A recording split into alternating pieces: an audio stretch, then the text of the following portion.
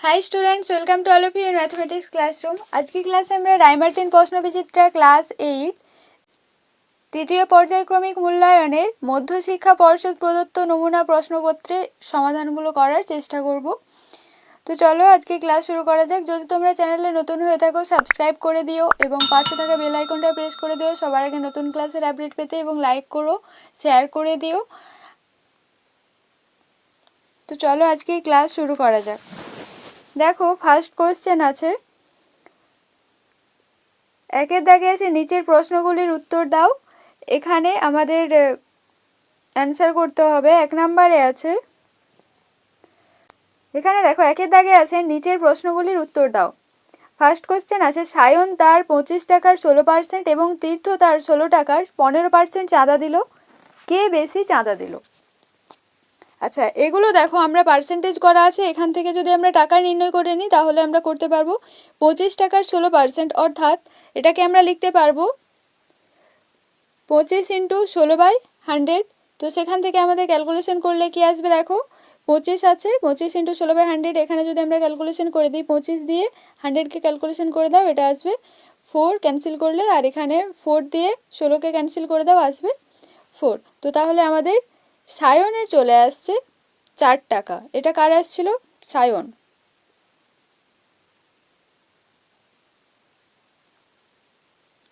সায়নের ক্ষেত্রে আমরা পেলাম কত?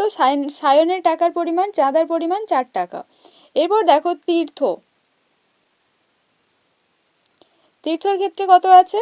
60 টাকার 15% চাঁদা, অর্থাৎ 60 গুণিত 15/100। এখান থেকে যদি আমরা 0 0 ক্যান্সেল করে দিই এবং 15, এটা 5 3-এ ক্যান্সেল করে দাও, এটা 5 2-এ ক্যান্সেল করে দাও, 2 দিয়ে 6কে ক্যান্সেল করে দিলে আমরা পাচ্ছি 3, অর্থাৎ 3 and 3 যদি গুণ করে দিই আমরা পেয়ে গেলাম 9, অর্থাৎ 9 টাকা।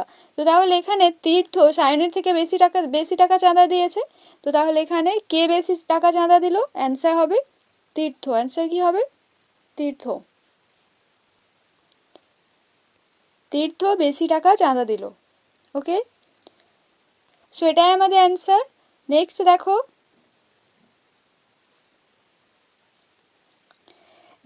দুইয়ের দাগে আছে 9x⁴ minus 6x³ minus 7x plus 2 এই বীজগাণিতিক সংখ্যামালায় x = 1 বসিয়ে প্রদত্ত কোনটি পাবো? অর্থাৎ এখানে অপশানস আছে, কোনটা কারেক্ট হবে আমাদের করতে হবে, x এর মান 1 বসাতে হবে। তো দেখো 9x⁴ minus 6x³ minus 7x plus 2 লিখে নিলাম ফার্স্ট। এবার x এর মান আমরা 1 বসিয়ে দেব, তাহলে 1 ফুট করে দাও। x এর ভ্যালু কত আসছে দেখো 9, x এর ভ্যালু আমরা পুট করছি 1, তাহলে 1 বসিয়ে দিলে কি হচ্ছে 1 এর কিউব, আর এখানে সরি এটা 1⁴ হবে, এটা একটু কারেক্ট করে নাও, এটা 1⁴, এবং তারপর আছে মাইনাস, এরপর মাইনাস কি আছে দেখো 6 ইন্টু 1 এর পাওয়ারে কিউব আসছে মাইনাস 7 ইন্টু 1 প্লাস 2, তাহলে এখান থেকে 1⁴ 1ই হবে, অর্থাৎ 9। 6 এর পাওয়ারে 1 এর কিউব আছে, 6 ইন্টু 1 কিউব, তাহলে 1 এর কিউব 1ই হয়, মাইনাস 6 মাইনাস 7 প্লাস 2। এখান থেকে ক্যালকুলেশন করলে আমাদের অ্যান্সার হয়ে যাবে -2। এখানে -2 অপশান কোথায় আছে? অপশান ডিতে। অপশান ডি হবে correct answer, option D. Next দেখো, নেক্সট 3-এর দাগে আছে শূন্যস্থান পূরণ করো। যে বর্গক্ষেত্রের বাহুর দৈর্ঘ্য x+4 একক তার ক্ষেত্রফল। আচ্ছা, বর্গক্ষেত্রে বাহুর দৈর্ঘ্য দেওয়া আছে, তাহলে আমরা সহজেই ক্ষেত্রফল পেয়ে যাব। ক্ষেত্রফলের ফর্মুলা কি হয়? বর্গক্ষেত্রের ক্ষেত্রফল সমান বাহুর দৈর্ঘ্য স্কোয়ার করে দিই। এখানে দেখো বর্গক্ষেত্রের ক্ষেত্রফল নির্ণয় করতে হবে, অর্থাৎ বর্গক্ষেত্রের বাহুর দৈর্ঘ্য এখানে দেওয়া আছে x+4 একক, তাহলে তার ক্ষেত্রফল হবে x+4 এর হোল স্কোয়ার। এখানে দেখো এটা a প্লাস বি এর হোল স্কোয়ারের ফর্মুলা, a প্লাস বি এর হোল স্কোয়ারের ফর্মুলা কি হয়? a square plus 2ab plus b square. এখানে a এর মান x আছে এবং b এর মান 4 আছে, তো তাহলে এখানে কি হবে x² plus 2x into 4 plus 4 square. x², 4 এর সঙ্গে যদি 2 আমরা মাল্টিপ্লাই করে দিই তাহলে হবে 8x প্লাস 4 এর স্কোয়ার করলে আসবে 16। তো এটা কি আসবে? বর্গ একক, অর্থাৎ ক্ষেত্রফল কি আসছে আমাদের? তাহলে আমাদের ক্ষেত্রফল হয়ে গেল x² প্লাস 8x প্লাস 16 বর্গ একক। Okay, so this is the answer. Next দেখো, নেক্সট দেখো 4 দাগে আছে যে সুষম ষড়ভুজের প্রতিটি বহিঃকোণ 60 ডিগ্রি তার বাহু সংখ্যা প্রদত্ত কোণটি। দেখো যে কোনো বহুভুজের বহিঃকোণের সমষ্টি আমরা জানি 360 ডিগ্রি, তো তাহলে তার বাহু সংখ্যা কি হবে, এখানে একটা প্রতিটি বহিঃকোণের মান দেওয়া আছে 60 ডিগ্রি, প্রতিটি বহিঃকোণের মান 60 ডিগ্রি, তাহলে তার বাহু সংখ্যা হবে 360 ডিগ্রি বাই প্রতিটি বহিঃকোণের মান। তাহলে আমরা কি করব, 360 ডিগ্রি বাই 60, তাহলে এখানে দেখো 0 0 ক্যান্সেল হয়ে যাবে, 6 এর সঙ্গে যদি আমরা 36কে ক্যান্সেল করে দিই তাহলে আসবে 6, অর্থাৎ আমাদের বাহুর সংখ্যা কত আসছে, 6টি। Okay, so this is the answer. তাহলে এখানে অপশন কোনটা কারেক্ট হচ্ছে, option B is the right answer, option B. তাহলে অপশন বি হবে আমাদের কারেক্ট অ্যান্সার। নেক্সট দেখো 5 দাগে আছে একটি সিকি, একটি আধুলি ও একটি মুদ্রার মূল্যের অনুপাত নির্ণয় করতে হবে। এখানে অপশনস আছে, এর মধ্যে কোনটা কারেক্ট। এবার দেখো সিকি বলতে আমরা কত বুঝি, ওটা সিকি বলতে 25 পয়সা, আধুলি বলতে 50 পয়সা এবং 1 টাকা বলতে 100 পয়সা। ওকে, তো তাহলে একটি সিকি, আধুলি ও মুদ্রা মূল্যের অনুপাত কি হয়ে যাবে, 25:50:100। তো সেটাকে যদি আমরা ক্যান্সেল করে দিই, 25 দিয়ে ক্যান্সেল করে দাও, তাহলে আসবে 1:2:4। তাহলে আমাদের অ্যান্সার কি হয়ে যাচ্ছে, 1:2:4। So this is the answer. Okay, next দেখো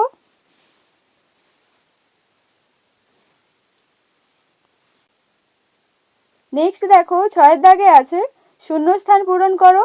একটি সরলরেখার বহিস্থ কোনো বিন্দু থেকে ওই সরলরেখা পর্যন্ত যে সকল রেখাংশ অঙ্কন করা হবে তার মধ্যে ক্ষুদ্রতম দৈর্ঘ্য হলো। অর্থাৎ আমরা যদি একটা সরলরেখা নিই, সাপোজ ধরো আমরা একটা সরলরেখা নিলাম, এর মধ্যে যে কোনো একটা বিন্দু, ধরো এখানে নিয়েছি বিন্দুটা, এখানে যে কোনো একটা বহিস্থ বিন্দুর কথা বলা হচ্ছে।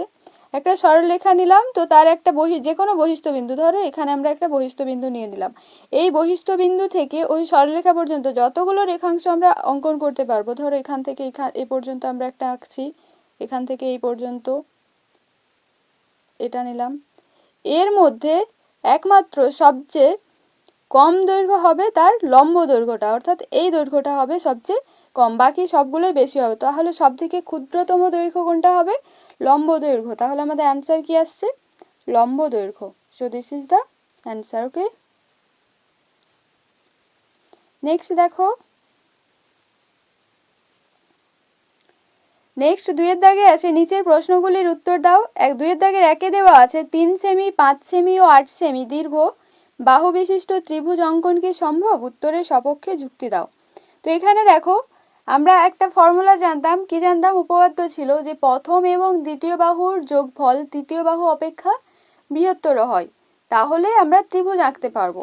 এখানে দেখো প্রথম বাহুর কি আছে 3 সেমি এবং দ্বিতীয় কি আছে 5 সেমি, তাহলে 3 আর 5-এর যদি আমরা যোগ করে দিই আসছে কত, 8 সেমি। এটা কি তৃতীয় বাহুর থেকে বড়, এটা বড় নয়, বৃহত্তর নয়, অর্থাৎ এটা সমান হচ্ছে, সমান বা ছোট হলে সেক্ষেত্রে ত্রিভুজ আঁকা সম্ভব নয়। তাহলে আমরা এখানে কি দেখতে পাচ্ছি, 3 + 5 = 8, অর্থাৎ ত্রিভুজ আঁকা সম্ভব নয়। কারণ এবার উত্তরের সপক্ষে যুক্তি দিতে হবে, এটাও দিতে পারো, নয়তো এটা লিখে দেবে, কারণ প্রথম ও দ্বিতীয় বাহুর যোগফল তৃতীয় বাহুর দৈর্ঘ্যের সমান, তাই ত্রিভুজ আঁকা সম্ভব নয়। So this is the answer. Okay, next দেখো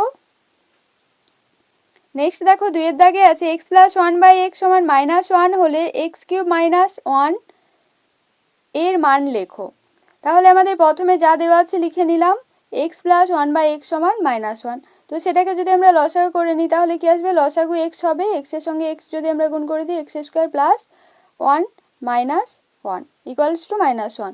তো তাহলে এখান থেকে আমরা যদি একটু কোণাকুণি গুণ করে নিই, অর্থাৎ আমরা ক্রস মাল্টিপ্লিকেশন যদি করে নিই, এর সঙ্গে 1 আর এর সঙ্গে -x, তাহলে x² + 1 সমান হবে -x। তো এরপর দেখো আমরা এখানে নির্ণয় করতে হবে আমাদের x³ - 1। তাহলে x³ - 1 সমান আমরা এটাকে আমরা কি লিখতে পারবো, x³, এটাকে আমরা লিখতে পারবো 1 এর কিউব, অর্থাৎ এটা ফর্মুলা কি আসছে, a³ - b³। a³ - b³ এর ফর্মুলা কি হয়, a - b * a² + ab + b²। তো এখানে দেখো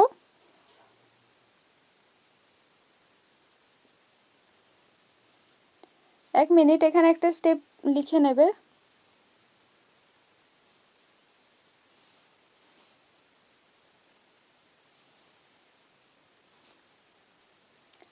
বা এক্স স্কোয়ার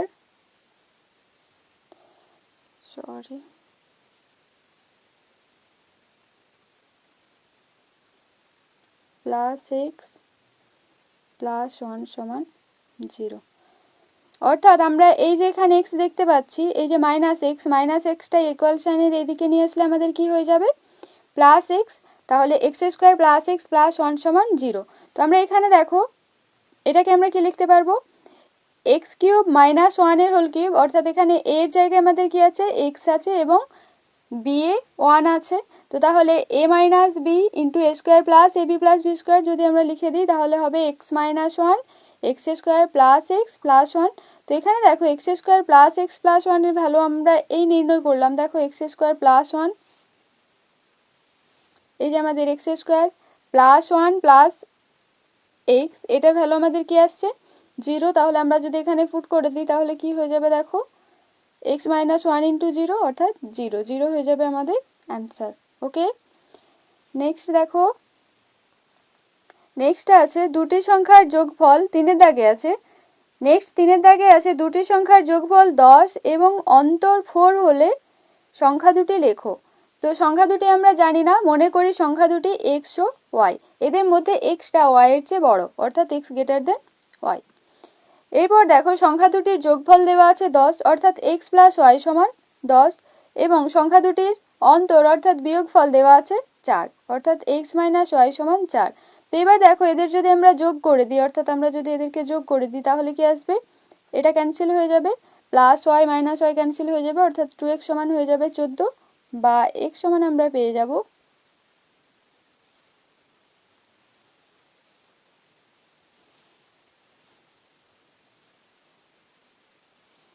বা x সমান আমরা পেয়ে যাব 7। 2x সমান 14 আছে, তাহলে x সমান হয়ে যাবে 7। তো এখানে x এর ভ্যালু যদি আমরা এই যে এটা বা এটা যে কোনো একটা যদি পুট করে দিই তাহলে কি হয়ে যাবে, x সমান আমরা y নির্ণয় করব, তাহলে y সমান 10 মাইনাস এক্স, এক্স এর ভ্যালু আমরা কি পেয়েছি 7, 10 মাইনাস 7 সমান কত হয়ে যাবে 3। অর্থাৎ y এর মান কত পেয়ে গেলাম আমরা 3, x এর মান 7 এবং y এর মান 3। So this is the answer. Next দেখো 4 দাগে আছে 0 ডিগ্রি থেকে 180 ডিগ্রি এর মধ্যে এক জোড়া কোণ লেখো যারা পরস্পর সম্পূরক কোণ। তো সম্পূরক হতে হলে আমাদের কি হয়, কোণ দুটার যোগফল 180 ডিগ্রি হবে। তো তাহলে দেখো আমরা উদাহরণস্বরূপ বলতে পারি 60 ডিগ্রি 120 ডিগ্রি, 60 ডিগ্রি ও 120 ডিগ্রি এটাকে আমরা বলতে পারি সম্পূরক কোণ, কারণ এদের যোগফল 180 হবে। 100 ডিগ্রি 80 ডিগ্রি এটাও হবে 180 ডিগ্রি, এদের যোগফল সম্পূরক কোণ। এরপর দেখো 110 এবং 70 এরাও সম্পূরক কোণ হবে। তো এখানে যে কোনো দুটা বলছে, এক জোড়া লিখতে বলছে, তাহলে তোমরা এটা বা এটা যে কোনো নিজেদের ইচ্ছে মতো আলাদাও লিখতে পারো, কোনো সমস্যা নেই। অর্থাৎ আমাদের এক জোড়া সম্পূরক কোণ লিখতে হবে, অর্থাৎ কোণগুলোর যোগফল 180 হতে হবে, ব্যাস। এরপর দেখো নেক্সট দেখো এখানে আরও একটা কোশ্চেন আছে, এবং 0 থেকে 90 ডিগ্রির মধ্যে এক জোড়া কোণ লেখো যারা পরস্পর পূরক কোণ নয়। অর্থাৎ 0 থেকে 90 এর মধ্যে যারা পরস্পর পূরক কোণ নয় সেটা আমাদের লিখতে হবে। তাহলে পূরক কোণ হতে হলে আমাদের কত হয় 90 ডিগ্রি, অর্থাৎ 90 ডিগ্রি হওয়া চলবে না, 0 থেকে 90 এর মধ্যে এরকম। তো তাহলে আমরা বলতে পারি 35 ডিগ্রি 40 ডিগ্রি হবে, 50 ডিগ্রি 30 ডিগ্রি হবে। এছাড়াও তোমরা আরও কিছু নিতে পারো, 40 ডিগ্রি 45 ডিগ্রি নিতে পারো। পূরক কোণ না হলেই হবে, 90 ডিগ্রির চেয়ে কম যে কোনো দুটা কোণ নেবে 0 থেকে 90 এর মধ্যে, তো সেগুলো পূরক কোণ যেন না হয়, অর্থাৎ 90 ডিগ্রি না হয় তাদের যোগফল। ওকে, নেক্সট দেখো, নেক্সট 5 দাগে আছে একটি শরবতে সিরাপ ও জলের অনুপাত 3:5 এবং অপর একটি শরবতে সিরাপ ও জলের অনুপাত 4:7 হলে কোন শরবতটি বেশি মিষ্টি। অর্থাৎ তো আমরা এটাকে কি করব, প্রথম শরবতে সিরাপের পরিমাণ কত আছে দেখো, প্রথম শরবতে সিরাপ জলের অনুপাত 3:5, অর্থাৎ প্রথম শরবতে সিরাপের পরিমাণ আছে 3/8 অংশ। তো দ্বিতীয় শরবতে দেখো সিরাপ জলের অনুপাত দেওয়া আছে 4:7, তাহলে দ্বিতীয় শরবতে সিরাপের পরিমাণ হবে 4/11, অর্থাৎ আমাদের কি হবে সিরাপের পরিমাণটা 4 অংশ, টোটাল অনুপাতটা 4 + 7 কত হয়ে যাবে 11। আর এখানে সিরাপের পরিমাণটা 3 অংশ, তো তার সঙ্গে 5 আর 3 যোগ করলে সেটা কত আসবে 8 আসবে, টোটাল অংশটা 8। তো তাহলে প্রথম শরবতে সিরাপের পরিমাণ পেয়ে গেলাম 3 এর 8 এবং দ্বিতীয়তে 4 এর 11। এরপর দেখো আমাদের নির্ণয় করতে হবে কোন শরবতটা বেশি মিষ্টি। দেখো এখানে যে আমরা ভগ্নাংশ দুটো দেখতে পাচ্ছি এরা আলাদা, যদি আমরা এদের হর সমান করে দিই তাহলে আমরা বুঝতে পারবো কোনটাতে বেশি সিরাপ আছে। তো দেখো হর সমান করার জন্য আমরা কি করছি 8 ও 11 লসাগু করতে পারো, তো লসাগু করে করতে পারো, যা ইচ্ছে করো। তো দেখো এখানে 11 দিয়ে গুণ করে দিয়েছি। তো এখানে দেখো আমরা 3 এর 8 এবং 4 এর 11 এই ভগ্নাংশ দুটোর হর সমান করছি। তার জন্য আমরা কি করছি দেখো প্রথমটাকে 11 দিয়ে গুণ করা হয়েছে, 8 এর সঙ্গে 11 গুণ করা হয়েছে এবং সিমিলারলি 3 এর সঙ্গে 11 গুণ করা হয়েছে, এবং দ্বিতীয়টাকে 8 এর সঙ্গে 11 গুণ করা হয়েছে এবং 4 এর সঙ্গে 8 গুণ করা হয়েছে। তাহলে কত আসছে 33/88, আর এটা আসছে 32/88, অর্থাৎ আমাদের কত আসছে 33/88। এটা আমাদের সবচেয়ে বেশি সিরাপের পরিমাণ বেশি কোথায় আছে প্রথম শরবতে। প্রথম শরবতে সিরাপের পরিমাণ বেশি এখানে আছে, কারণ এখানে সিরাপের পরিমাণ 32, এখানে 33, অর্থাৎ আমাদের প্রথম শরবতটি বেশি মিষ্টি হবে। স্বাভাবিক, যেই শরবতে সিরাপ বেশি থাকবে সেটাই বেশি মিষ্টি হবে। So this is the answer. Next দেখো, নেক্সট 6 দাগে আছে যদি নির্দিষ্ট পরিমাণ জল জমে বরফ হলে আয়তন 10% বৃদ্ধি পায়, তবে ওই বরফ পুনরায় জলে পরিণত হলে আয়তন শতকরা কত হ্রাস পাবে হিসাব করে লিখি।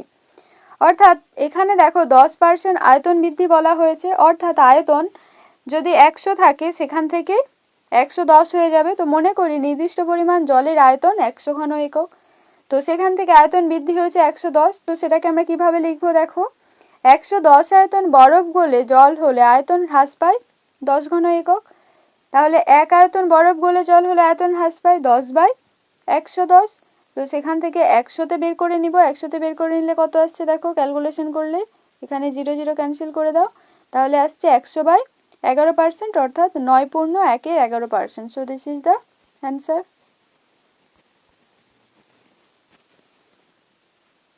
ওকে, আজকের ক্লাস এই পর্যন্ত। যদি তোমাদের ক্লাস ভালো লাগে তো কমেন্ট করে জানিও এবং লাইক করে দিও, শেয়ার করো, সাবস্ক্রাইব করে দিও, পাশে থাকা বেল আইকনটা প্রেস করে দিও সবার আগে নতুন ক্লাসের আপডেট পেতে।